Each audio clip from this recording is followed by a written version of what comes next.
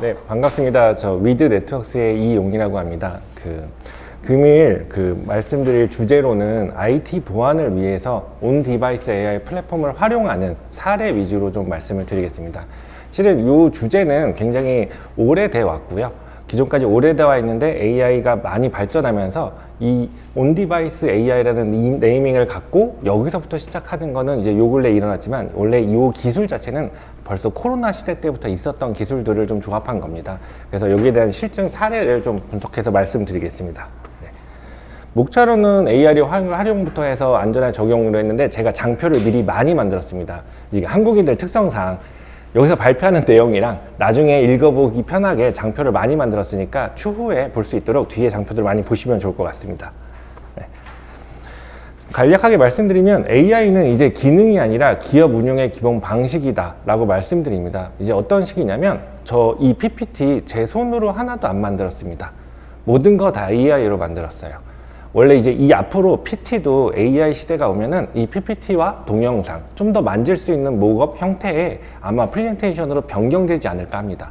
이제 AI는 기본적으로 저희가 활용되는 도구로서 기본 방식이라고 보시면 됩니다. 그렇게 보시면은 도입률을 보면은 이제 엄청나게 많이 증가되고 있죠. 너무나 기업들로 잘 아시지만 현재 도입률이 엄청나게 증가될 수밖에 없습니다. 왜냐하면 업무가 아예 바뀌었습니다. 이 중에 보안은 AI를 어떻게 쓸 거냐는 거에 오늘 주제지만 지금은 AI가 바뀌고 있다는 거의 추세는 명확합니다. 보안으로 보시면은 보안의 컴플라이언스는 실질적으로 기존의 망분리 체계라는 게 있었습니다. 국가 망분리 체계, 금융도 망분리 체계 2008년에 시작을 했고요. 2012년, 2010년 계속 개정을 하면서 망분리한 체계가 계속 활발하게 일어났다가 이제 25년이죠. 이제 26년? 5년? 이 정도 됐을 때 N2SF라고 해서 새로운 체계가 나왔습니다. 제로 트러스트 N2SF라는 체계는 제로 트러스트는 모든 걸 신뢰하지 않고 믿지 말고 모든 걸 검증하자는 보안 컴플라이언스고요. N2SF는 이거에 대해서 어떻게 보면은 리스크 매니지먼트를 프레임워크를 만들어서 여기에 대해 가지고 컴플라이언스를 만든 겁니다. 기존의 망분리 체계보다 조금 더 강력한 컴플라이언스가 나왔다고 보시면 될 것 같습니다. 그래서 기존의 망분리 방식을 보면 물리적으로 망을 차단하고요. 이중단말 망전환, 사용재난, 2008년 도입 이런 식으로 나왔다면 2026년 5월의 전환입니다. N2SF는 데이터의 흐름을 통제하는 겁니다. 그리고 단일이나 단말이나 모든 트래픽을 세그먼트를 분리해서 각각의 트래픽을 통제하는 겁니다. 그러니까 망분리보다 훨씬 더 될 수 있는 거죠. 그래서 보안도 이런 식으로 컴플라이언스도 많이 바뀌면서 AI를 쓸 수 있게끔 많이 진행되고 있습니다. AI를 쓴다는 거는 클라우드라든지 그냥 클라우드가 아니라 인터넷이 아니라 폐쇄망이라든지 두 가지를 다 공존해서 써야 되는데 오늘의 주제는 폐쇄망 위주로 좀 말씀드리겠습니다. 보안의 특징상 폐쇄망이 대부분입니다. 네. 그래서 AI 활용의 본질은 모델이 아니라 데이터를 연결하는 겁니다. 아까부터 이제 계속 강의가 나왔지만 여러 가지 모델을 많이 소개받으셨을 겁니다. 앞으로 모델은 계속 발전할 거고요. 그래서 그 모델에 대해서 데이터를 어떻게 연결할지를 보안으로서의 설명을 한번 드리도록 하겠습니다. AI는 쓰고 싶지만 가장 쓰고 싶은 데이터가 가장 옮기기 어렵다라는 건 저는 제가 일을 할 때 이제 보안 위주로 하니까 사이버 보안이다 보니 모의 해킹이 들어오거나 아니면 보안 이벤트를 보거나 이랬을 때 저는 이 로그를 솔직히 사람 눈으로 계속 보지 않고 AI한테 던져놓고 분석을 좀 요청했으면 좋겠습니다. 근데 해보니까 이걸 분석을 요청하자니 AI가 글로벌에서 학습을 해서 저희가 보안이 문제다, 보안을 분석하고자 요청했던 데이터가 실질적으로 글로벌에서는 학습을 해서 뚫릴 수 있는 포인트가 될 수도 있어서 저희는 이거를 실제 요 근래 상용화되고 있는 잘 아시는 모든 AI한테 던져서 분석을 요청하지 못합니다. 그래서 로컬 SLM이라고 내부에 AI 모델을 만들어 놓고 저희가 거기다가 좀 분석을 요청을 하고 저희가 자동화하는 도구로 활용하고 있습니다. 그래서 실질적으로 보안 이벤트는 가장 글로벌 AI한테 줄 수가 없다라고 보시는 겁니다. 이걸 주면 또 다른 위협이 생기니까요. 그래서 AI 활용 경로가 늘어나면 데이터 통제 지점도 늘어납니다. 라고 하는 게 AI를 저희가 쓰면 쓸수록 문서를 업로드할 때, API 호출할 때, 외부 모듈 연동할 때, 검색할 때, 에이전트 할 때, 연결, 또 자동화도 연결할 때 이 모든 포인트들이 다 보안의 위협이 됩니다. AI 자체로도. 그럼 저희는 이벤트를 분석하는 모델을 만들기도 하지만 AI를 활용할 때 이 AI한테 보안을 어떻게 해야 될 거냐의 포인트도 좀 짚고 있습니다. 그래서 잘 마지막으로 가시면은 AI의 보안을 어떻게 해야 되느냐에 대한 논의도 좀 할 거지만 지금 보시면은 6가지 통제만 보셔도 AI한테 문서를 업로드하거나 API 호출하거나 외부 모듈 연동 이런 걸 모두 우리는 그냥 간단하게 뭐 GPT한테라고 말해도 되나요? 예, GPT한테 나 이거 만들어줘라고 했을 때 이 모든 행위가 자동으로 다 일어납니다. 그러면 각 포인트마다 저희는 보완을 해야 된다라고 이제 보시면 좋을 것 같습니다. 그래서 AI는 써야 되고 데이터는 지켜야 된다. 이 상황에 저희는 어떤 선택을 할 수 있냐면 하나였습니다. AI를 활용을 해야 되는데 데이터는 보호해야 되니까 끝내는 로컬, 온디바이스 보안으로 만들어야겠다. 그래서 데이터는 글로벌, 외부로 나가지 않고 내부에만 존재하고 그 내부에 존재하는 데이터를 기반으로 학습을 하고 추론 모델을 만들고 그 모델로 판단을 할 수 있게 해주는 겁니다. 그래서 대안은 데이터를 외부로 주는 게 아니라 저희가 로컬로 갖는 거니까 기존 접근이 아니라 온디바이스, 데이터에 가장 가까운 모델을 만드는 겁니다. 실질적으로 영상, 이미지가 있고요. 그 다음 데이터가 있다고 치면 영상, 이미지를 판단하는 AI는 가장 가까운 곳에서, 그래서 인터넷에 연결되지 않은 가까운 곳에서 새로운 모델링을 만드는 거고요. 데이터도 마찬가지입니다. 그래서 궁극적으로는 온디바이스 AI라는 게 보안에는 가장 적합합니다. 보안은 외부한테 뭘 줄 수가 없어요. 저희가 내부적으로만 만들어야 돼요. 그러다 보니 온디바이스 AI를 보안이 가장 먼저 상용화를 했고요. 제가 코로나 때 뭐 페이스락커라고 해가지고 안면 인증도 하고 뭐 휴대폰 촬영도 하고 해서 이 PC 앞에서 제가 하는 데이터를 유출하는 영상에 대한 거에 보안 솔루션을 비전 AI를 통해서 처음으로 출시했습니다. 그 경우 카메라 디바이스에서 판단하면 가장 좋았지만 제일 가까운 건 카메라 디바이스를 껴놓은 윈도우 OS였어요. 윈도우 OS에서 판단을 하니까 굉장히 보안적으로 좀 유리했고 코로나 때 이제 이런 걸 만들어서 조금 더 이제 제품화가 돼서 앞으로 지금은 굉장히 잘 쓰고 있는 상황입니다. 그래서 보시면 데이터는 현장의 판단은 로컬의 결과는 이벤트. 아까 말씀드리지만 판단까지는 로컬에서 했어요. 근데 이걸 판단하고 혼자 끝나면 안 되는 거죠. 끝내는 이거는 어떤 식으로 판단을 했다. 이 판단 결과가 잘 됐다 안 됐다도 있어야 되고요.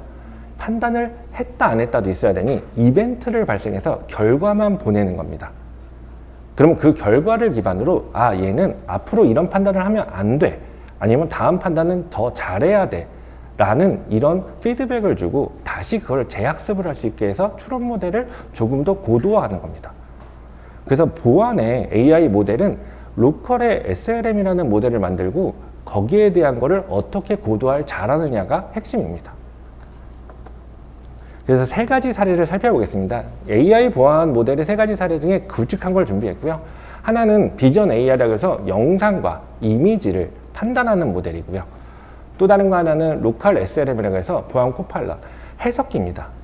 이벤트들이 나오거나 데이터가 나온 걸 어떻게 해석할 거냐라는 거고요. 다른 마지막으로는 요즘에 많이 쓰죠. AI 관제 자동화, AI 오펜스 시대, 공격으로 AI가 많이 공격을 하고 있습니다. 그럼 디펜스는 어떻게 해야 되느냐? AI로 디펜스, SOC라고 해서 관제를 자동화하는 겁니다. 여기에는 굉장히 많은 AI 모듈들의 센서들이 들어갈 거고요. 보안의 디펜스 AI가 이제 관제 자동화해서 이제 어떻게 보면 플랫폼으로 매니지먼트가 될 거라고 보시면 될 것 같습니다. 그래서 금일 말씀드린 3가지 주제에 대해서 간략하게 말씀드리겠습니다. 비전 AI는 영상과 이미지를 판단하는 모델입니다. 영상과 이미지를 판단하는 거는 앞에서도 뭐 꽤 처음 세션 중에 어느 회사가 굉장히 잘하는 회사도 있었고요. 근데 이거를 하는 기법을 설명드리는 것보단 어떻게 활용했느냐라고 보시면 될 것 같습니다. 현장에 카메라가 있습니다. 엣지 카메라에 대한 영상을 보안 구역이다라고 위치 정보를 지정했고요. 뭐 예를 들면 지금 들어오시는 출입문에 뭐 웹캠 같이 위에서 카메라가 있는 경우도 있지 않습니까? 이제 그런 식으로 카메라가 있다는 걸 본다면 AI가 판단을 하는 겁니다. 사람의 손과 휴대폰, 촬영, 자세, 지속 시간.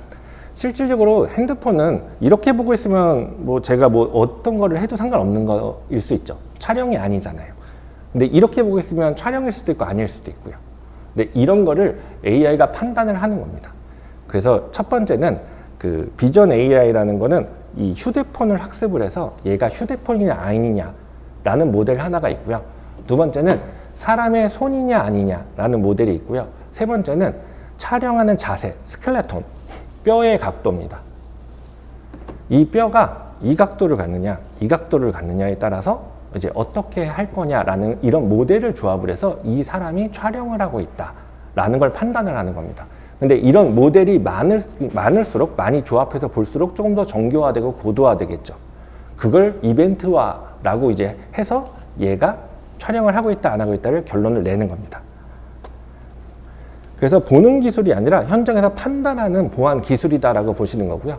기존의 CCTV는 통상적으로 보고 난 다음 나중에 후속으로 얘가 잘 됐냐라는 걸 본다라는 개념이라면 어떻게 보면 후처리죠. 근데 비전 AI로 해서 보시면 객차나 행위나 공간을 보고 얘가 휴대폰을 촬영하거나 무슨 일을 하고 있거나를 미리 판단할 수 있다라고 보는 겁니다.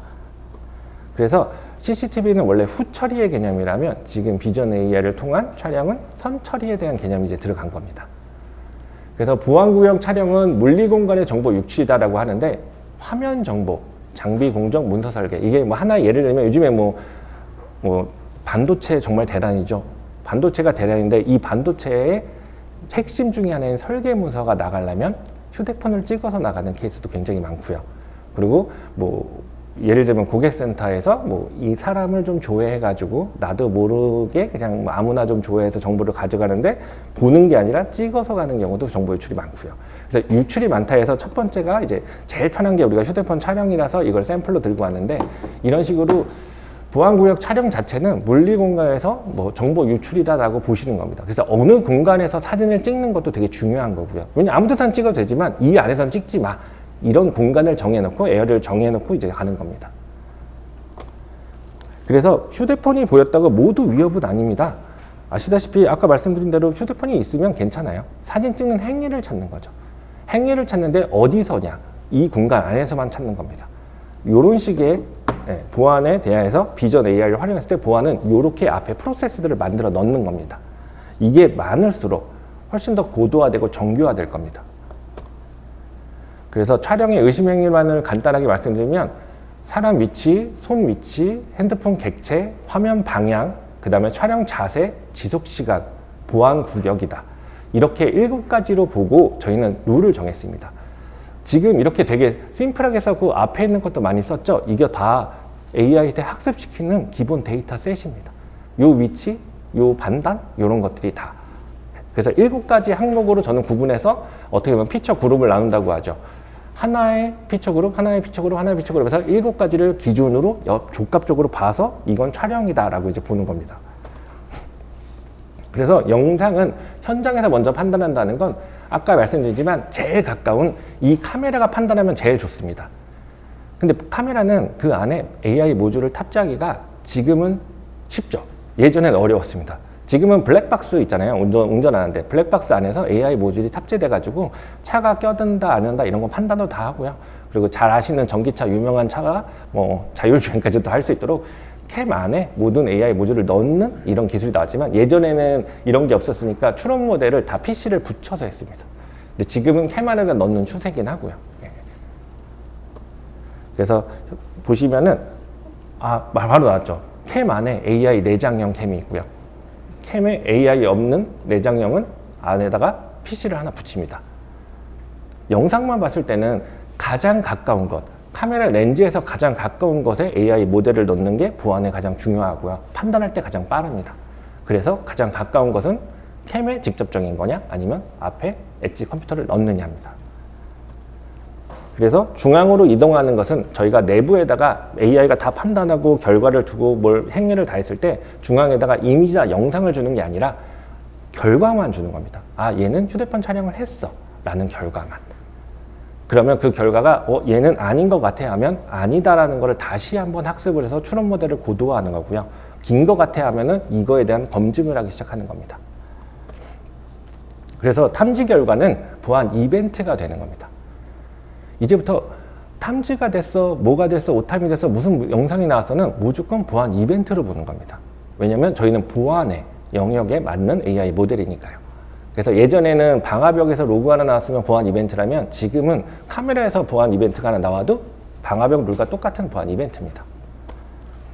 그래서 관제로 전달되는 정보라고 해서 이벤트 단위로 정의된다. 그래서 이벤트명이 방화벽 같은 경우는 IP나 출발지나 목적지를 기반으로 뭐 통과하거나 말거나 뭐 이랬으면 됐다면 지금은 누가 어디서 무엇을 얼마나 어떻게 라는 유형의 의식 이벤트를 이런 포맷으로 전달하겠다라는 겁니다.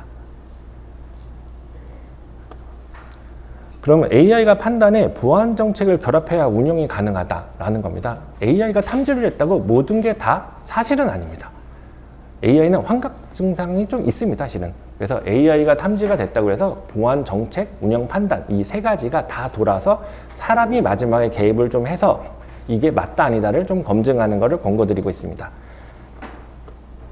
그래서 오탐을 줄이는 것 때문에 그러거든요. 그래서 오탐을 줄이는 방안은 정책입니다. 정책과 맥락을 보시면은 상황, 허가된 작업자가 휴대폰을 볼 수도 있는 거고요. 상황상. 그리고 방문자가 제가 들어와서 사진을 잠깐 찍어볼 수도 있는 거고요. 이런 상황도 있고요. 그 다음 구역. 이 구역은 사진이 허용되는 구역, 이 구역은 사진이 허용되지 않는 구역들도 있고요. 그리고 반복적으로 하고 있다, 안 하고 있다. 그 다음 판단 결과가 AI가 판단 결과를 어떻게 했다, 안 했다. 이런 영역들을 기반으로 저희는 정책과 맥락으로 오탐을 줄이는 겁니다. 그래서 실질적으로 AI의 환각 증상, 오탐이라고 하죠, 실은. 오탐을 줄이는 방법은 프로세스입니다. 이 프로세스를 잘 성립할 수 있다면 오탐을 굉장히 줄여서 운영할 수 있습니다. 그래서 간략하게 샘플로 보시면은 사진을 이렇게 보면서 걷는 거 많이 하시죠? 저도 회사에서 이러고 다니거든요. 그래서 회사에서 맨날 이러고 있어요, 저도. 예. 근데 이렇게 했을 때 제가 사진 찍는 건 아니니까. 근데도 이제 오탐으로 대부분 잡아옵니다. 예. 저도 기계실 들어갔을 때도 막 이러고 돌아다니는데 많이 끌려가요. 예. 요 근래 뭐 하이 뭐 이런 데 들어갔는데 거기서 이러고 돌아다가 끌려간 적 있어요. 그러니까 이 자세로 이렇게 보고 있는 게 오탐이다라고 이제 보시는 거고 이걸 어떻게 할지를 AI를 활용했을 때 보안을 쓴다면 이 오탐이라는 게 어떻게 줄여야 될지가 관건입니다. 네. 근데 보안이 아닌 AI만 쓰면 이게 사람으로 판단해도 돼요. 실제 전기차를 운전하시면 자율주행을 할 때 사람이 있다 없다로 판단해야지 사람이 어떤 자세를 취했다 더 많은 뎁스 있는 그런 과정을 볼 필요는 없어요. 그러니까 보안을 끼다 보니까 이렇게 되는 겁니다. 그래서 촬영 탐지에서 물리보안 이벤트로 전방적으로 확장을 할 수가 있고요. 그래서 어떻게 보면 아까 비전 AI에 저희가 보안을 가미하면 이제는 물리보안으로 확장됩니다. 뭐 저는 요 근래 이제 어떻게 보면은 그 카지노 사이트 같은 데에 들어갈 때 이 카메라로 찍으면서 사람이 이제 좀 기분이 얼굴로 기분도 해석할 수 있어요. 사람의 얼굴만 보고도 기분도 해석하고요. 실은 얼굴만 보고 여기에 대한 이 사람이 지금 화가 났다, 안 화가 났다 이런 걸 좀 볼 수 있어요. 근데 카메라가 좋아야 되겠지만 이제 그거는 앞에 이 사람이 뭘 행위를 할 때 화났을 때 안 했을 때를 학습할 수 있으니까 이런 걸 보고 전반적으로 물리보안으로 다 확장할 수 있다. 그래서 비전 AI는 물리보안 영역에는 굉장히 앞으로 발전 가능성을 가진 이 모델이라고 보시면 될 것 같습니다. 그리고 탐지만으로는 보안 운영이 완성되지 않고요. 거기에 대한 정책 근거, 아까처럼 프로세스들을 계속 고도화해서 만들어야 되기 때문에 실질적으로 지금 비전 AI는 영상 기술이 굉장히 발전하고 있지만 보안 기술은 그걸 운영할 수 있는 프로세스 기술도 따로 발전하고 있습니다. 이거의 조합이 돼야 이제 물리 보안을 할 수 있다. 그리고 비전 AI, 영상과 이미지 보안을 할 수 있다라고 이제 말씀을 드리는 거고요. 이 앞선에서도 대부분 이제 말씀드리겠지만 AI를 쓰다 보면 다 어느 모델이고요. 학습을 하고요. 추론을 합니다. 여기는 보통 통상적으로 욜로나 텐서플로우 같은 모델을 쓰고요. 이 모델은 영상과 이미지를 학습을 시켜서 판단할 수 있는 추론 모델을 만드는 겁니다. 그래서 이 모델을 어떻게 많은 데이터를 잘 학습시켜서 선형학습을 만들 수 있느냐, 비선형학습을 만들 수 있느냐를 보고요. 거기에 대한 추론 모델을 내가 지금 쓰고 있는 환경에 조금 더 잘 나올 수 있느냐, 이런 것까지도 이 부분에 대해서 많이 학습이 좀 돼가고 있는 상황입니다. 그래서 이게 고도화가 더 잘 되면 나중에는 언젠가는 모든 게 다 자동화돼서 프로세스가 별로 없이도 동작할 수 있을 거라고 예상하고 있습니다. 그래서 사례 2번을 보시면은 로컬 SLM입니다. 이제부터는 이제 영상, 비전 A는 아까 비전 AI는 탐지라고 보시면 이제부터는 해석입니다. 탐지된 걸 기반으로 이벤트가 나오면 어떻게 해석할 거냐입니다. 이 해석은 이벤트를 요약을 하고요. 정책을 어떻게 근거인지 확인을 하고요. 그 다음 그거를 확답을 저희 자신이 어떻게 할지를 확인을 하는 과정. 다음에 이제 관제로 가면 그때는 대응이지만 여기는 딱 확인까지입니다. 그래서 탐지와 대응. 아까 비전 AI는 탐지의 모델이고요. 이 사례 세 번째는 대응의 영역이면 지금은 확인의 영역입니다. 그래서 얘를 영상이나 뭐 이런 걸 분석을 했다면 이벤트를 어떻게 해석할 거냐. 얘도 자동화하는 겁니다. 아까 프로세스를 잘 만든다고 했지만 그 프로세스를 만든다는 거는 영상이 이벤트가 나온 거를 저희는 탐지를 사람이 한다고 했잖아요. 확인을. 얘도 SLM의 에이전트를 만드는 겁니다. 그래서 얘도 이걸 보고 판단하는 에이전트가 사람이 별도로 도는 것처럼 에이전트가 돌게끔 만들어 놓고 있습니다. 요즘에. 그래서 어떻게 보면 확인하는 이 에이전트에게는 뭐 사본을 넣어야 된다까지도 요즘에 좀 유행이 있고요. 그래서 실질적으로는 이 친구라고 얘기했죠. 이 에이전트니까 이제부터는 SLM 에이전트가 이걸 확인했을 때는 얘는 자신이 인터넷을 쓰지 않고 자기가 로컬에서 계속 확인을 하고 거기에 대해서 어떻게 할지를 동작하는 SLM이라고 보시면 될 것 같습니다. SLM이라는 이유가 이벤트가 굉장히 작습니다. 일반적으로 저희가 LMM이라고 하시면 굉장히 많은 데이터가 들어가고요. 보안 이벤트는 그 시장 특성, 지금 저희가 지금 동작하는 보안 솔루션의 특성상 이벤트 종류나 데이터 양, 뭐 이런 것들을 보면 굉장히 작습니다. 라지 모델을 안 쓰고 되게 작은 모델을 써서 여러 개의 에이전트가 돌면서 서로 상호 보완하는 게 요즘 보안 모델입니다. 그래서 SLM은 탐지, 그러니까 로컬 SLM이라고 하지만 저희는 보안 SLM이라고 하는데 탐지기가 아니라 보안 이벤트 해석기입니다. 이 보안 이벤트가 다 날라온 것들을 저희는 해석을 계속하는 거예요. 해석을 해서 얘를 거절할 거야, 얘를 통과할 거야, 이런 것들을 좀 판단을 하는 거고요. 다음은 대응 영역은 다루겠지만 지금 해석만 보고 있습니다. 그래서 해석은 이 이벤트를 어떻게 볼 거냐, 이 정책의 근거는 뭐냐, 그 다음 확인을 무엇을 해야 되느냐를 해석이라고 보시는 겁니다. 보안 코파일럿의 폐쇄방 구현이라고 하지만 아까 말씀드린 모든 보안은 다 인터넷에 연결되지 않은 상황에서 해야 됩니다. 보안 이벤트가 날라온 거를 인터넷에 연결해서 학습을 시킨다면 그 보안 이벤트를 뚫을 수 있는 또 다른 AI 오펜스가 오는 거고요. 그렇기 때문에 저희 디펜스 모든 보안의 로그부터 시작해서 모델링들은 결과는 다 폐쇄망, 저희 사내망에서만 움직인다라고 보시면 될 것 같습니다. 그래야 저희끼리만 동작을 하고 저희 안에서 보안을 하고 거기에 대한 노출을 위협을 줄여야 외부에서 저희를 볼 수가 없으니까요. 근데 이거를 GPT나 이런 데 좀 간단하게 쭉 돌려버리면 외부에서 GPT가 또다시 열 수 있는 길을 열어주는 겁니다. 그래서 어쩔 수 없이 보안은 폐쇄망에서만 돌리니까 온디바이스에서만 돌게 되었고요. 이거를 조금 더 잘 만든다면 아예 어플라이언스 형태로 블랙박스처럼 하나만 들어가서 얘가 모든 걸 판단하고 동작할 수 있게끔 만드는 게 궁극적으로 보안의 모델의 목표입니다. 그래서 아까 계속 말씀드리지만 보안 로고를 외부 LMM에 넣을 수 없을까? 이제는 넣을 수 없다. 이제 오늘은 그거 하나는 알고 가셔야 되는 거예요. 절대 저희의 나왔던 보안 이벤트의 로고를 넣으면 외부에서는 이걸 보고 판단할 수 있는 근거가 되다 보니 이거는 넣으면 안 된다. 근데 이제 어떤 분이 그러시더라고요. 이걸 넣으려고 했더니 마스킹하면 되지 않냐? 그냥 이렇게 XXX 치거나 조금 변조해서 넣으면 되는 거 아니냐? 근데 보안 이벤트 특성상 이렇게 변조하면 답도 변조돼서 나와요. 판단도.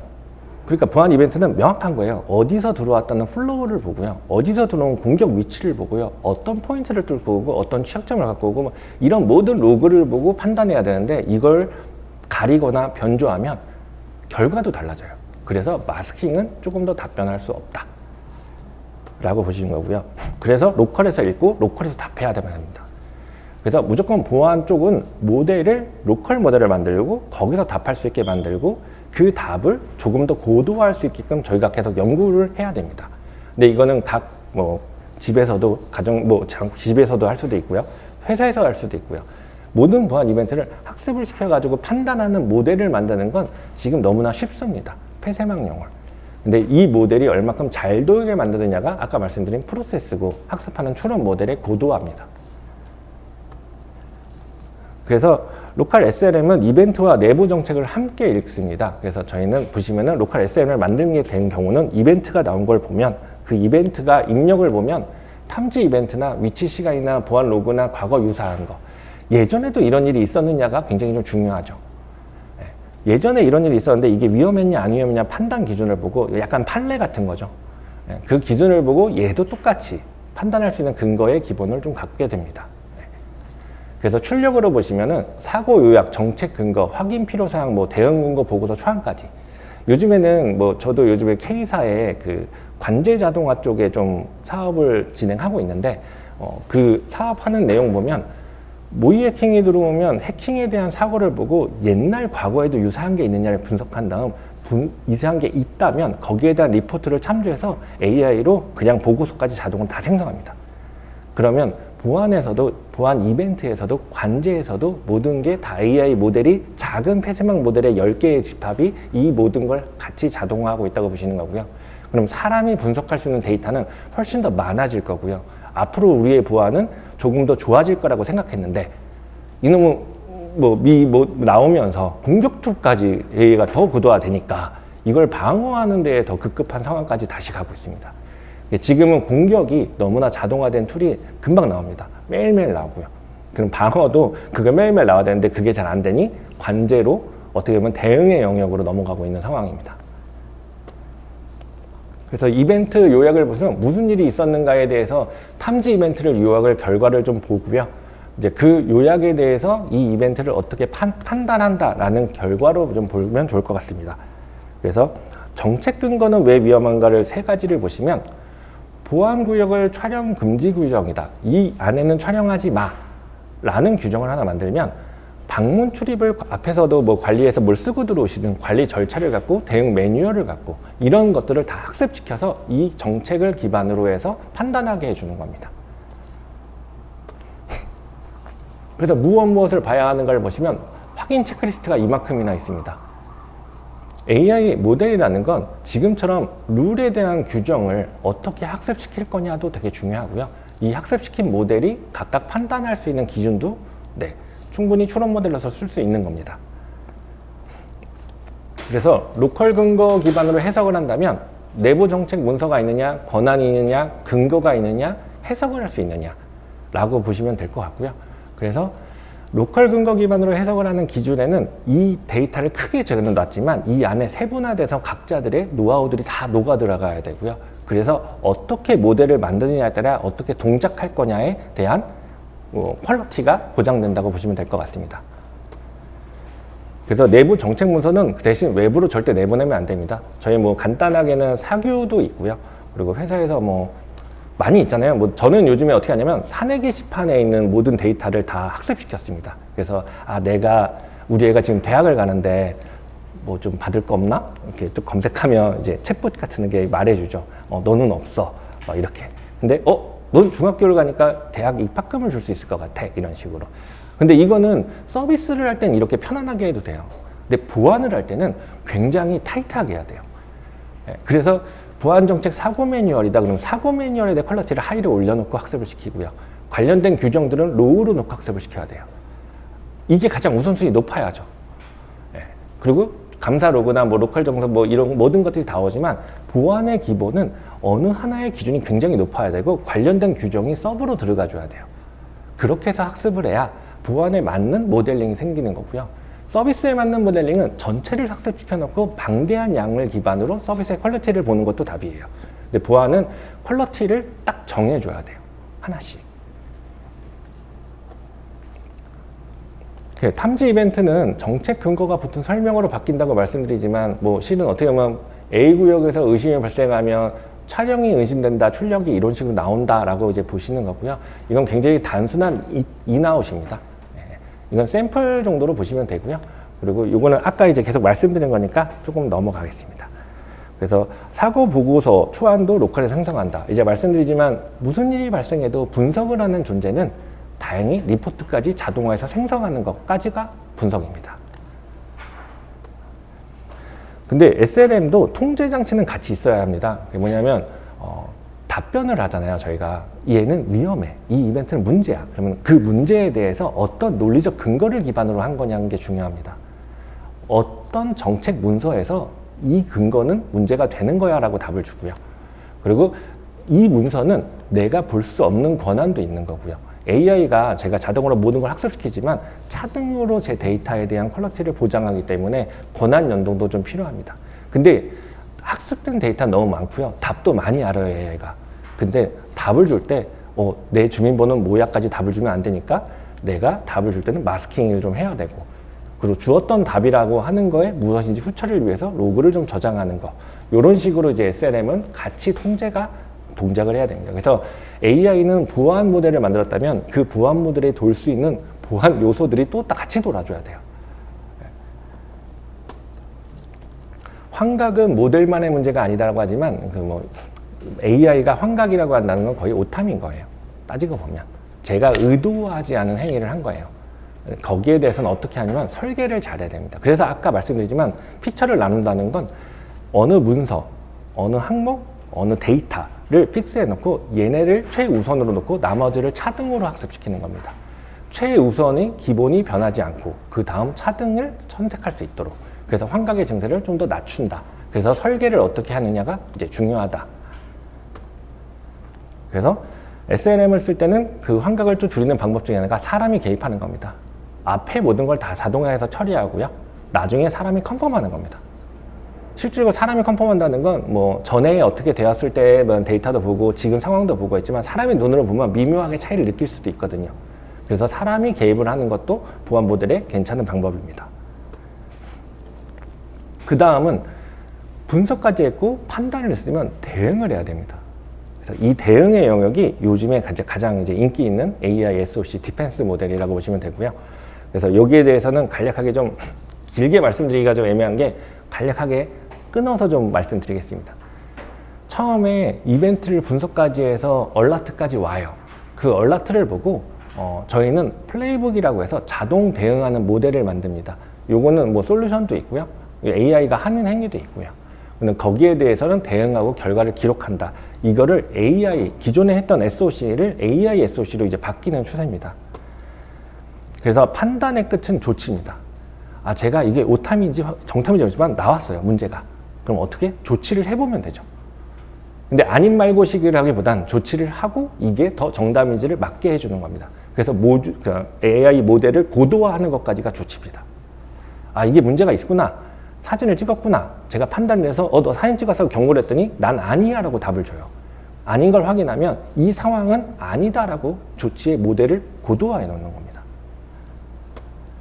그래서 이벤트를 운영 단위로 전환해서 경고도 있고요. 위험하다도 좀 보고요. 그 다음에 자동화로 좀 대응도 하고요. 거기에 대해서 너 맞냐 아니냐도 물어보고 결론상 아니다 기다 그러면 거기다 학습을 더해서 고도화를 하거나 아니면 맞으면 그 맞은 거에 대한 결과를 기록해서 이 모델이 맞다라는 걸 조금 더 검증하는 겁니다.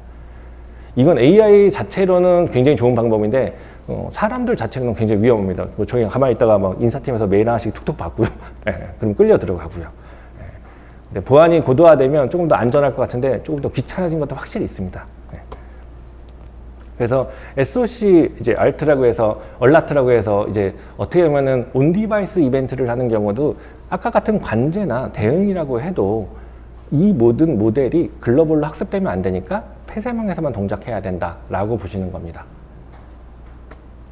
그래서 위험도의 산정 5대 신호를 보면 AI 신뢰도가 있고요. 구역 등급이 있고요. 사용자 권한이 있고 반복된다. 그리고 정책을 매칭한답니다. 정책은 저희가 세워졌던 미래의 프로세스가 될 거고요. 반복이 중요합니다. 기존에 해왔던 게 있느냐 없느냐. 기존에 이게 몇 분 내에 있었던 게 아니라 예전부터도 이런 일이 있었느냐 없느냐의 반복 여부가 좀 중요합니다. 그리고 AI 신뢰도는 당연히 저희가 센서로서 동작하는 구조를 보고 이 동작의 신뢰도 자체는 계속 지속적으로 업데이트를 해나가야 되는 거고요. 그래서 신뢰도는 플러스 맥락은 위험도입니다. 신뢰도는 저희가 AI가 계속 판단해서 점점 고도화되니까 사람이 보는 것보다 이제 점점 더 많은 걸 AI가 보고 있고요. 얘가 더 좋다고 문제가 있다고 판단해도 이걸 맥락을 보고 여기에 대해서 위험도를 산정하는 겁니다. 그래서 위험한 거는 조금 피해야겠죠. 그래서 운영 판단에 필요한 컨텍스트를 보시면은 위험 산정 컨텍스트는 구역 등급, 사용자 유형, 반복 탐지, 정책 위반, 예외 정책입니다. 이걸 5가지 나눴지만 저희가 조금 더 공부를 하면 실제 이걸 20가지, 30가지로 더 나눠서 조금 더 그룹핑을 잘 할 수 있게 됩니다. 그래서 확인 사항은 확인을 해야 되는 경우도 있습니다. 뭐 이런 이벤트가 나오면 정말 이게 맞냐라는 확인을 해야 될 때는 플레이북이라고 해서 다음에 내가 무슨 행위를 할지를 대신하는 겁니다. AI가. 대신 너 이거 맞아요? 라고 메일을 보내보거나 뭐 아니면 그 맞은 걸 결과 받아가지고 판단을 같이 한다거나 뭐 이런 식의 플레이북도 AI로 자동화를 한다거나 이럴 수도 있습니다. 그래서 실은 요즘에는 소아라고 해서 관제용 플레이북은 AI가 없이도 플레이북 자체를 생성해서 하는 경우도 있는데 이제 AI 모델에서도 이 행위를 내부적으로 다 한다라고 보시면 될 것 같습니다. 그래서 티켓이라고 하는 거는 내가 어떤 이벤트가 나오고요. 그 이벤트를 티켓이라고 하는 겁니다. 그 이벤트는 위험할지 안 위험할지 모르지만 이 티켓을 위험하다 아니야 판단할 수 있게끔 돌아다니는 거고요. 이 티켓이 생성됐을 때 문제가 있구나라고 판단하면 이 티켓은 프라이어티를 하이로 올려가지고 처리할 수 있게끔.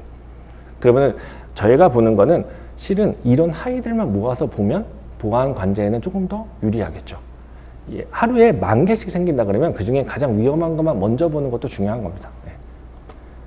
그래서 AI가 바로 차단 버튼을 누르는 건 조금 무섭습니다, 지금은. 왜냐하면 프로세스가 다 안 만들어졌거든요. 그러니까 지금 차단을 자동으로 하는 건 어려우니 사람이 개입해서 차단하자라는 겁니다. 그래서 고위험 조치는 사람이 개입을 해야 된다라는 겁니다. 그래서 사람이 승인하는 거는 계정을 정지하거나 뭐 차단하거나 이런 것들이고요. 그리고 모든 과정은 감사 로그를 좀 남기는 게 좋습니다. 그래야 후에 이게 문제가 있으면은 또 모델을 고도화할 수 있는 기본 데이터가 될 거니까요.